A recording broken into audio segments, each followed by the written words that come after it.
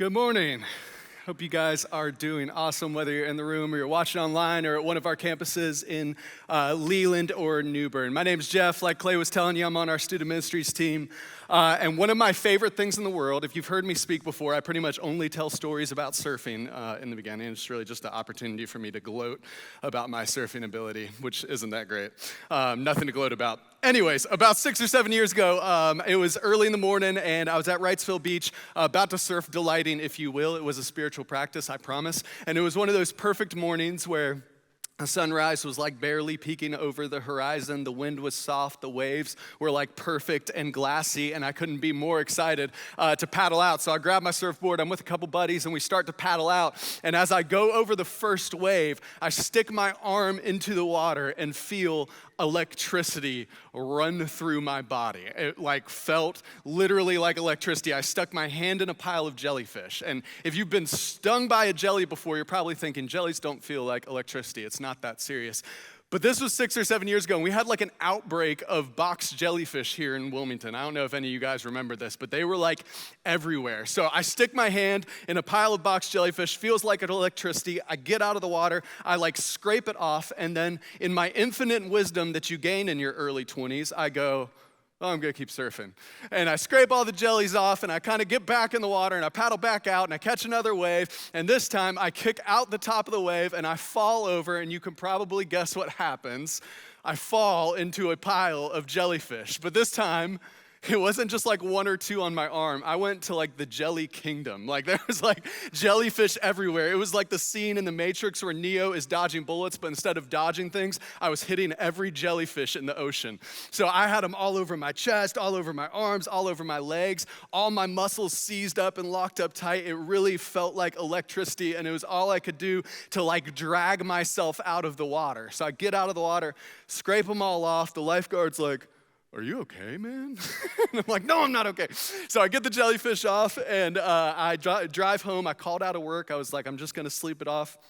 I'll be fine. A couple hours go by. I start to throw up everywhere. Sorry, this is such a graphic story. I start to throw up everywhere. I got really, really sick. And I'm like, oh my gosh, what is going on? I'm going to be fine. I'm just going to sleep it off. It'll be okay. So I go to sleep, and the next morning I wake up, and my brain is reeling.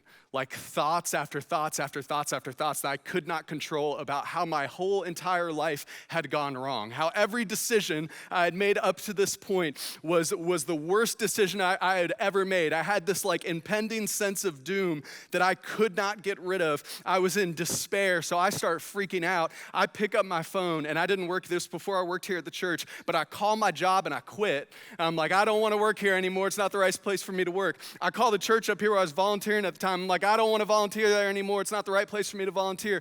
I call my best friends, and I'm like, hey, I don't want to be friends with you guys anymore. You guys aren't really my friends. And I'm absolutely freaking out. And then as time went on, it started to wear off. The feelings started to wear off, and I'm like, what is wrong with me? And I go to the ultimate arbiter of goodness and truth in our society. It's called Google. And that was a joke. And I Google crazy thoughts jellyfish. And it turns out that whenever you get enough box jellyfish venom in your system, it can give you this syndrome that causes what they call an impending sense of doom. So I had enough jellyfish toxin in my head that it messed with my brain and made me think that everything had gone wrong. And luckily, after it wore off, I was able to get my job back and reconcile with my friends. And everyone was like, dude, what is wrong with you? What happened? It was the craziest thing in the world. But the truth is, while that particular impending sense of doom, that particular despair was caused by jellyfish, I have been in despair before that have nothing to do with jellyfish, right? I've been in moments where I'm looking around going, oh my gosh, everything is wrong. What's wrong with the world? What's wrong with our society? What's wrong with my life? Why are things like this? I've gone through it, and it has nothing to do with jellyfish, and I'm willing to bet that a lot of us have, right?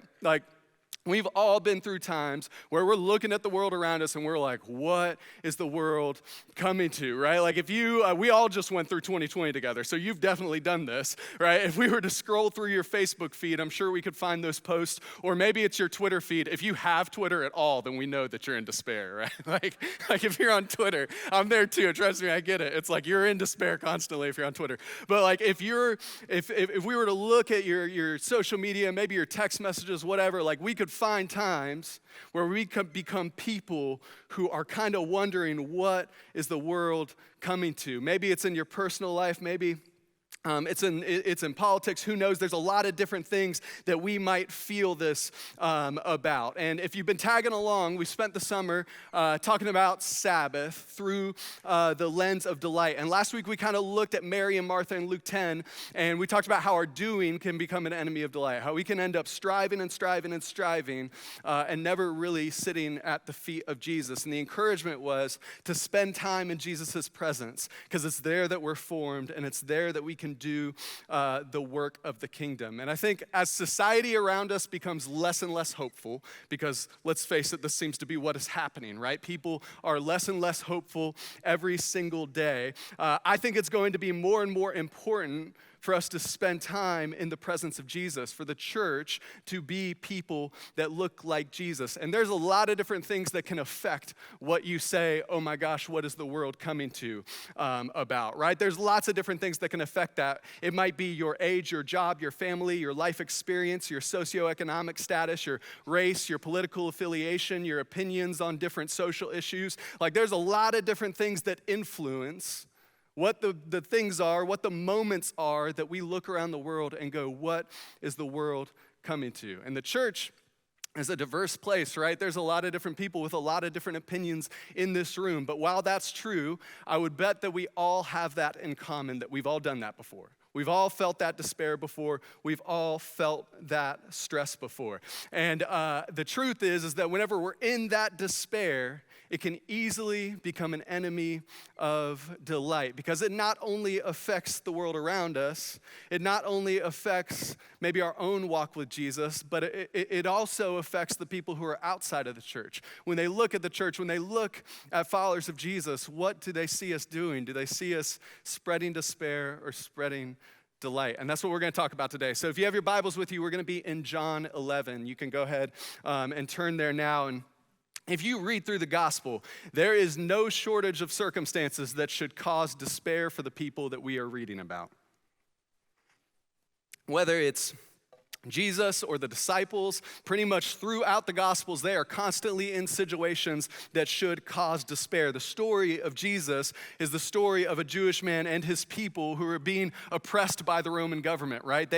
Things were not going well for them. Things were not going well for their people. They didn't have a say in what was happening. They didn't have power. They didn't have control. They didn't have any of these things. There was a lot of reasons why they could look around and go, oh my gosh, what is the world coming to? And at the point of the story that we're entering into, Jesus had become pretty well known. He had become pretty well known for what he was teaching, what he was saying, what he was doing, and how he was doing it. And he was a very, very controversial figure in his area at the point that we're kind of entering into. He was really pressing up against culture in some really palpable ways. In fact, right before this chapter that we're about to read in John 11, Jesus was in Jerusalem.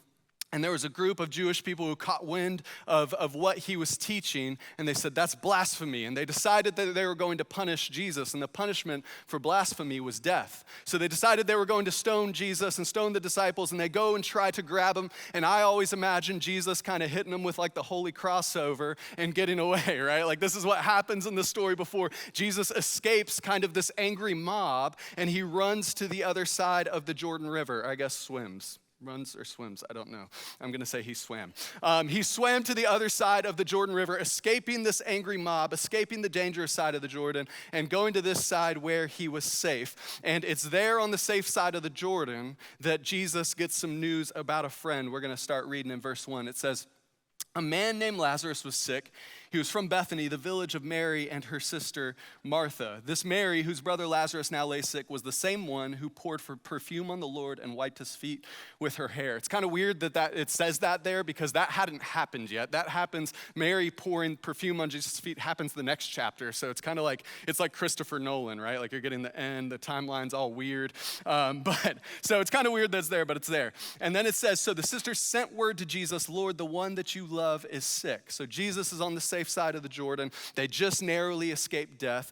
There's a target on their back. They're kind of in a pressure cooker of society right now. They're kind of surrounded by it. Everything's about to pop. And then he gets this message from Mary and Martha, the one that he loves. Lazarus is sick. His friend is sick. They weren't like far away acquaintances. They weren't like, oh, kind of like we kind of know each other. They were tight. It says they were friends. It says that Jesus loved Lazarus and loved Mary and Martha. So this is like bad news on top of an already bad situation, right? This is not great news on top of already existing trouble. And the kind of cherry on top is, do you know where Lazarus was sick?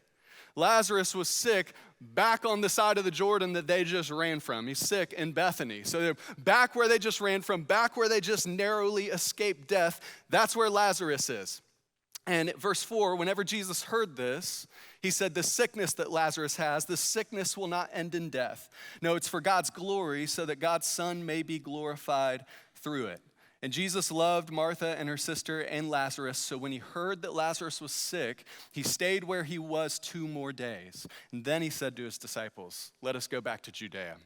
And I don't know if you guys ever see Jesus do or say things that make you uncomfortable. I feel like that happens to me all the time where I'm like, I don't know if I would have said that or done that, Jesus, right? Like it makes you uncomfortable. And this is one of those times for me, right? Like Jesus finds out that his friend is sick, that this close friend is sick. And he kind of says like, oh, don't worry about it. No big deal. It's going to bring glory to God. It's all good, right? And this is kind of uncomfortable for me because if you're someone that's going through despair like Mary or Martha or Lazarus, your brother's on their deathbed, and you kind of reach out to Jesus and ask for help, like, hey, Jesus, I need help in the midst of this despair. I need help in this difficult situation. You send a message to God, right? You send a message to Jesus asking for help, and he's kind of like, oh, don't worry about it. God's going to bring glory to the situation. Like, I don't like that. We don't like that. That's uncomfortable, right? It's weird. And more than that, if you look a little bit closer at verse 5 and 6, it says essentially that because Jesus loved Lazarus and loved Mary and loved Martha, he stayed where he was. Because he loved them, he stayed. He didn't come immediately. He waited a few days. And again, like when we're experiencing distress, when we're going through hard times, when we look around the world and go, oh my gosh, what is the world coming to? Everything is wrong. And we reach out to God and say, God, like Jesus, you're the only one who can help this. Jesus, will you please come fix this? Jesus, will you please get to this situation right now? Like things are not okay. The last thing that we want Jesus to do is to wait, right? Like it's frustrating that Jesus doesn't show up immediately, that for some reason he waits. As like an expression of his love, he doesn't show up immediately. And then finally, after a few days, Jesus decides to go. And upon hearing that Jesus is going to go back to the other side of the Jordan that they just escaped from, the disciples are not happy about it at all. In verse 8, they say, Rabbi, the Jews were just now trying to stone you, and you're going to go back there again? Like we just escaped there. You're going to go back to the place where we almost just died, back to the place of like despair, back to the place of pain, back to the place of danger. Like we just got away from there, and you want to go back. Like imagine being a Jesus follower here, right? Imagine being a disciple here. You've got friends on the other side of the river, on the dangerous side of the river, that you know, that you love, that you know, that Jesus loves, that Jesus knows, and they need your help, but like also you barely just escaped. You barely just survived. You just narrowly escaped death. Going to help Lazarus, going to be with Mary, going to be with Martha might prove to be very harmful to your health, right? Like it might prove to be harmful to your safety. It is not the safe place to go at all, right? And I think this is something that we often wrestle with as disciples of Jesus, that like going where Jesus is leading you, which is sometimes into despair, into brokenness, into danger, is not always going to be safe. It's not always going to be safe. It's not always going to be great for you. It's not always going to be the most comfortable place for us to be. When we follow Jesus, he doesn't guarantee safety. He doesn't guarantee prosperity. He doesn't guarantee that things are going to go our way. In fact, Jesus usually, if you look at the Gospels, he usually says the opposite. He usually says, you're going to experience suffering. You're going to experience hardship. Things are going to be really hard. If we find our delight in good circumstances or in safety, it's eventually going to fall short. So if you're a Jesus follower in this moment, like here sits an impossible decision to make. What are you supposed to do? Go help them or stay on the safe side of the river? And I think Jesus' answer is pretty telling in verse 9. He says, are there not 12 hours of daylight? Anyone who walks in the daytime will not stumble, for they see by this world's light. It is when a person walks at night that they stumble, for they have no light. And this is kind of a confusing statement at first, but Jesus is essentially saying is like, hey, my time hasn't come yet. Hey, our time hasn't come yet. We're still here, so we're still going to serve God. We're going to do what we need to do because we're still here. God is still calling us to do work, so we're not going to back down. We're not going to stop. We're going to go do the work of God, and the disciples are here with him, right? They're being obedient to Jesus. They're doing what Jesus is calling them to do. They're walking in the light, right? This is what it looks like. Throwback to last week, to do the work of God in the presence of God, right? Like we're gonna go because Jesus is going. It doesn't matter the danger on the other side of the river. The danger on the other side of the river doesn't matter because you're with Jesus. And Jesus kind of explains to them what is going on and why they're going to go, but he says it in kind of a weird way. He says, no, like Lazarus is asleep, is what he says. And the disciples kind of take that literally, and they're like, oh, great, like Lazarus is sick, now he's sleeping. That's exactly what he needs. So we don't need to go, they don't need us, like it's all good. If Lazarus is sleeping, then there's no need for us to go into the hard situation. And I think this is another thing that like I do all the time. Like Jesus says, hey, I need you to go do this hard thing. I need you to go do this difficult thing. I want you to follow me here. And I go like, nah, Jesus, they'll be good. They'll be good over there without me. Like, do they really need us? Like, they're going to be okay. They'll figure it out on their own. Someone else will take care of it. They don't need me. But then Jesus presses them a little bit, and he says it in no uncertain terms, verse 14. He says plainly, Lazarus is dead.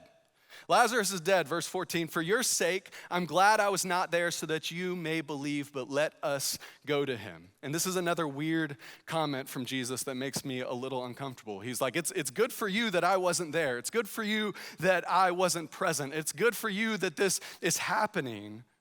Because something is going to happen here that is going to make you believe. Something is going to happen in this hardship, in this despair that is going to bolster your faith, right? This is another thing from Jesus that might make you uncomfortable. And I love what Thomas says in verse 16. He looks at him and he's like, all right, I guess let's go so that we can die too.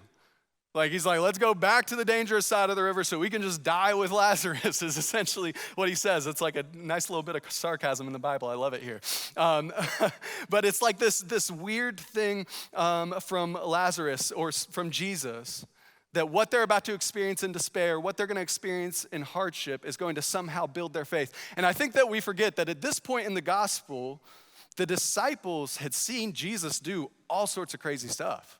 Like they had seen Jesus heal the sick. They had seen Jesus heal the blind. They had seen Jesus do all sorts of stuff already. Like you would think in the face of all these miracles, in the face of all this evidence, that they probably would have had enough faith, but they still weren't sure. They still weren't sure, right? And there was something about going into despair and going into danger, going into difficulty with Jesus that's going to reveal who he is to them. Not just a prophet, not just a rabbi, not just a wise man, but the God who brings life out of death. So they finally go back to the other side of the river, and they're coming up to Bethany, and they find out that Lazarus has been dead for 4 days at this point. It's no longer an emergency. There's no longer hope. There's no longer, oh, maybe Jesus can heal his sickness. Like that ship has sailed. Lazarus has been dead for 4 days. It's not urgent anymore. Everyone had kind of given up hope. Mary and Martha, they're in the thick of mourning at this point. They're mourning the loss of their brother. And because Bethany was so close to Jerusalem, it says there's a group of Jewish people that came from Jerusalem to Bethany to comfort Mary and Martha. And we have to remember that this is the same place that Jesus and the disciples just left because a group of Jewish people from Jerusalem just tried to kill them. And we don't know if it's the same people. It doesn't tell us whether or not it's the same people, but I'd be willing to bet that upon the disciples finding this out, that this group is there, that they were probably at least nervous, right? That they were probably at least like, oh, I wonder if that is going to be the same people. Like, I wonder if we're about to cross paths with the people who just tried to kill us. Like, Jesus, aren't those the people who just did a bunch of bad stuff to us? Like, aren't those the people that wronged us? And I think this is another thing that we often do with Jesus. Like, Jesus, you want us to go be with those people? Like, aren't those the people who said bad stuff about you? Aren't those the people who were mean to you? Aren't those the people who judged you or looked down on you? You want us to go help them? You want us to go be with them? I think we tend to do this same thing a lot. And as Jesus is approaching the town, Martha runs out to meet him. We kind of see this familiar, if you were here last week, this familiar picture of Mary and Martha, that Jesus and the disciples are approaching the town. Martha runs out to meet him. Mary stays seated where she is. She stays at home. And as soon as Martha sees Jesus, they have this awesome exchange. She runs up and she's like, Jesus, if you only would have been here, this wouldn't have happened. You could have fixed this. You could have stopped this. No one else could have done it but you weren't here. Why didn't you come? She's angry. She's frustrated. Like, obviously, her brother just died. She's in the thick of mourning. Of course she is. But still, after saying all this, she expresses just a little bit of faith. She says, Jesus, like, I know that God will give you what you ask, maybe. Like, I always read that verse with a question mark, almost like she's begging. And after hearing this from Martha, Jesus tells her, no, your brother will rise again. And Martha hears this, and it feels a little bit like an empty comfort, because it feels like, oh, don't worry, you'll see your brother again in heaven someday. Like, oh, don't be sad. Like, someday you'll see him again and everything will be good. And Martha kind of brushes it off. She's like, no, yeah, I get it. I'll see my brother in heaven again someday. But that doesn't help me right now. That doesn't help me in the midst of despair. Right now it's too hard. Right now it hurts too much. Right now it's unbearable. Like, the faraway comfort of heaven simply isn't enough when you're in the midst of despair. But that's not what Jesus means. And he kind of clarifies it in verse 25. He says, no, I am the resurrection and the life. The one who believes in me will live even though they die. And whoever lives by believing in me will never die. Do you believe this? There's life in Jesus now. Yes, later. Yes, there's hope later. Yes, there's promises for later, but there is life and resurrection in Jesus now. The hope that Jesus brings in the midst of the despair and in the midst of hardship isn't just for down the road. It's not just like, oh, someday things will be better. It is for right now. And this is the moment, one of the few times where Jesus lays it out clearly what is going on and what is going to happen, that in following him, death doesn't have the last word, right? It's not the end of the story. And he said it for Martha. He's gonna say it for Lazarus. And if you're in the room today and you're going through hardship and you're in the midst of despair and you're in the midst of difficulty, maybe you're looking at the world at large and you have lost hope, you're frustrated, you're like, oh my gosh, where we're going. Or maybe you have circumstances in your life that have made you go, oh, why are things like this? That we get that same promise, that Jesus is the resurrection and the life and the hope, not for later, not for down the road, but for right now. That in the midst of difficulty, in the midst of despair, Jesus brings life. And that doesn't mean that you shouldn't feel despair. That doesn't mean that you shouldn't be angry, that you shouldn't be sad, that you shouldn't feel hopeless. It doesn't mean any of those things, but it does mean that there is a promise of Jesus that we can trust, that we can hold on to even when it feels like we even whenever it feels like we can't. So let's keep looking at the story. Jesus never corrects Martha for being angry or for being frustrated. He doesn't say, oh, you shouldn't feel like that. In fact, let's read what happens next. Verse 27, after Jesus says, hey, do you believe this? Martha answers, she says, yes, Lord, I believe that you are the Messiah, the Son of God, who has come into the world. And then she runs back into the town and she goes and gets Mary and she says, hey, Jesus is out there waiting for you. And Mary runs out to meet Jesus, and all the people who came from Jerusalem to comfort them sees Mary run out, and they're like, I wonder where she's going. So they follow Mary outside of the town. They think that she's going to the tomb of Lazarus, but she's going to see Jesus. And as she approaches Jesus, it's all that she can do to kind of fall at his feet. And this is kind of the second time we've seen Mary at the feet of Jesus. The first time in delight, listening to what he's saying, learning, growing, all this good stuff. And this time in despair, angry and frustrated and not sure why he wasn't there. And I would be willing to say that both of these postures are the posture of a disciple. Both of these postures, the posture where we're excited, we're learning, we're growing, everything's good whenever we're with Jesus, is just as much the posture of a disciple as when we're sitting at the feet of Jesus and we're frustrated and we're angry and we're not sure why things are the way that they are. Both of those places are the place of a disciple. And Mary is frustrated, she's angry, and she says the same thing to Jesus that Martha did. Lord, if you would have been here, my brother would not have died. And as Jesus is looking at Mary once again, sitting at his feet, this time in the midst of despair, he becomes deeply moved, is what he says in that word. It's really close to angry. Like not angry at her, but deeply moved and troubled at the whole situation. So you got Mary here, she's crying, she's frustrated. You've got Martha here, she's frustrated. You've got the people from Jerusalem, it says that they're watching what's happening and they're weeping as well. And they take Jesus to the tomb of Lazarus, and it's here that we get this beautiful expression of Jesus' humanity. As everyone's weeping, everyone's going through despair, everyone's going through this difficult moment, saying, Jesus, if you would have just been here, it wouldn't be like this. And Jesus doesn't give them some empty comfort. He doesn't say like, oh, don't worry, later it's going to be better, or oh, watch what I'm going to do. I'm going to make everything better right now. We see this beautiful expression of humanity in Jesus that is summed up in the shortest verse of the Bible that we probably all know, right? These two words in verse 35, Jesus wept. In this moment, he doesn't correct them. He doesn't get angry. He doesn't say, why are you mad at me? Why are you blaming me for this? He doesn't say any of that. He weeps with them. But as this kind of tender moment starts to resolve, the people that came from Jerusalem, they start to think about it.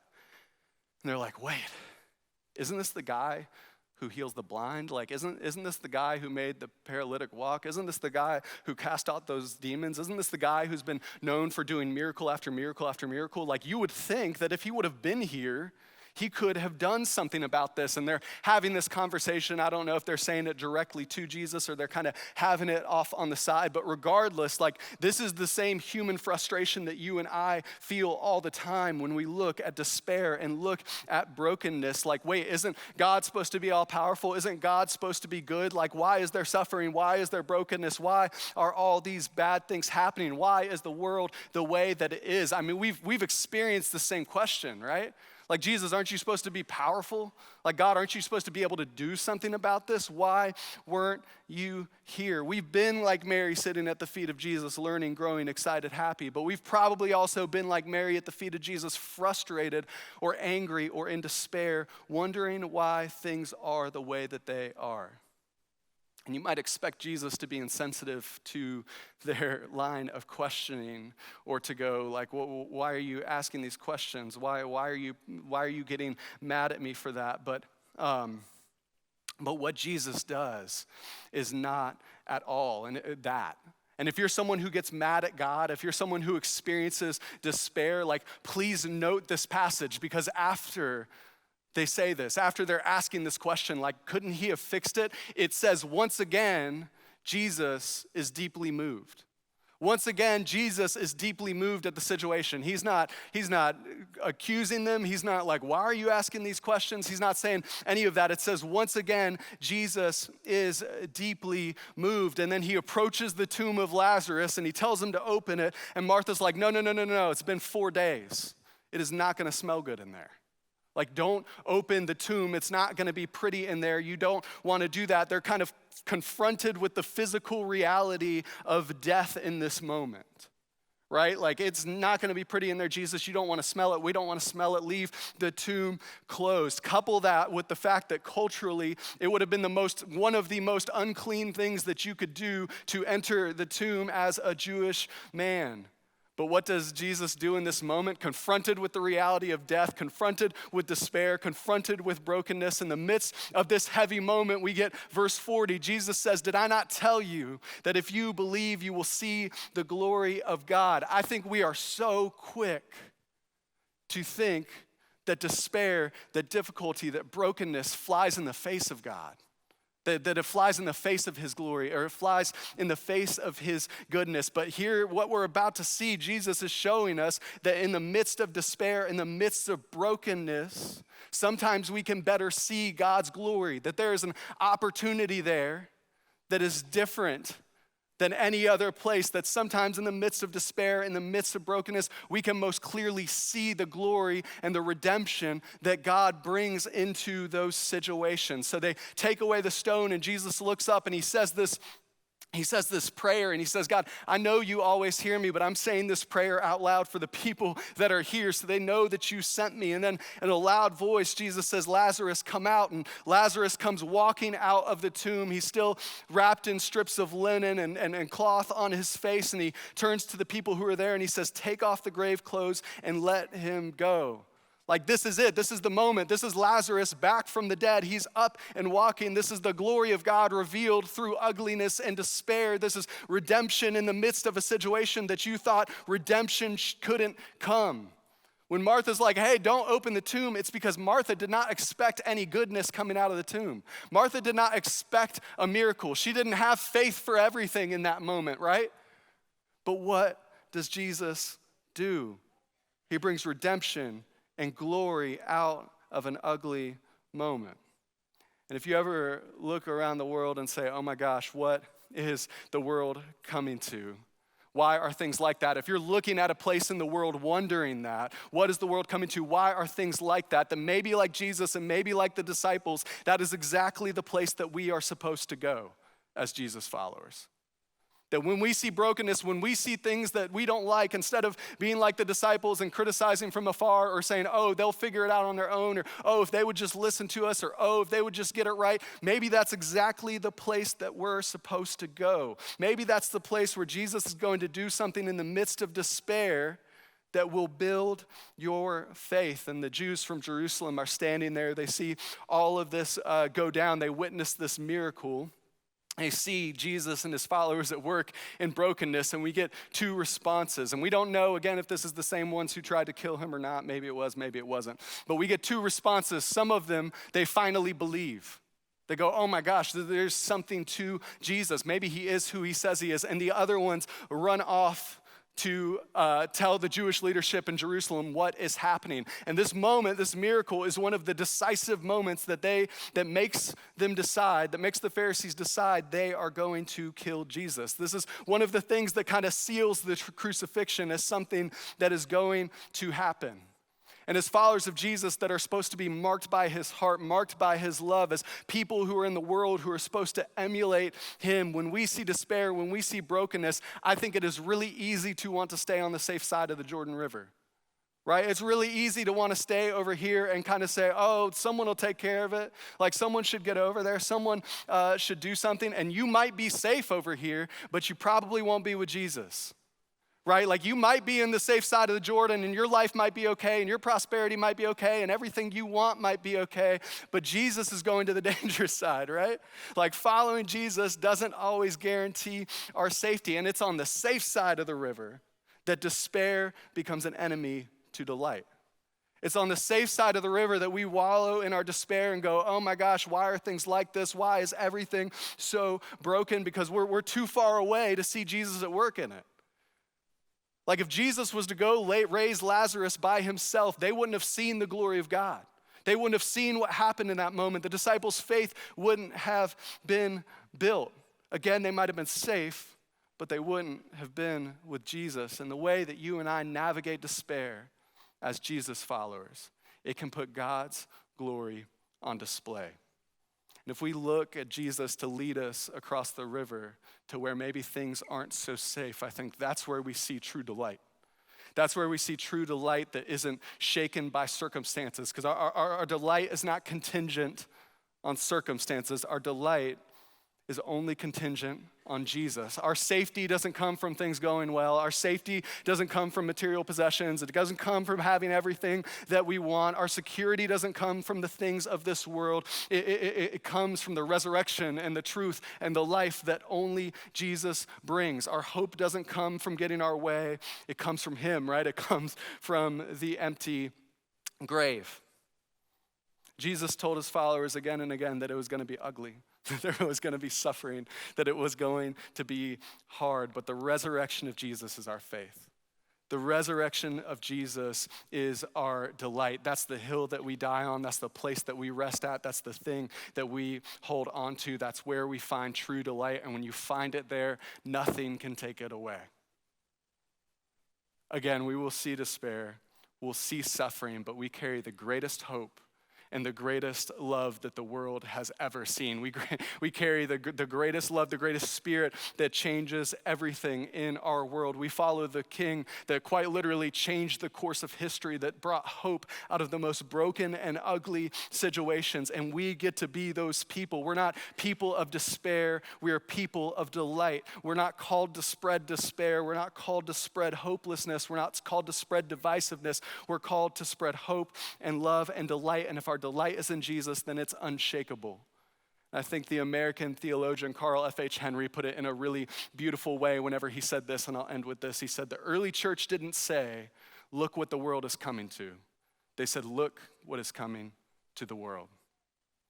Dear God, thank you for being a God that brings hope in the midst of despair and hope in the midst of difficulty, and that you could do it alone, God, but you chose to use us. So Lord, I just pray that you'd make us people who are willing to go to where maybe things aren't so pretty or things aren't so easy or we're not going to be safe or have everything that we want, God, but that we'll be with you. And I pray that you'd give us that trust. I pray that you'd give us that faith. I pray that you'd give us that love and the eyes for your people, God, that we would be able to delight in you and share that with the world around us. Amen.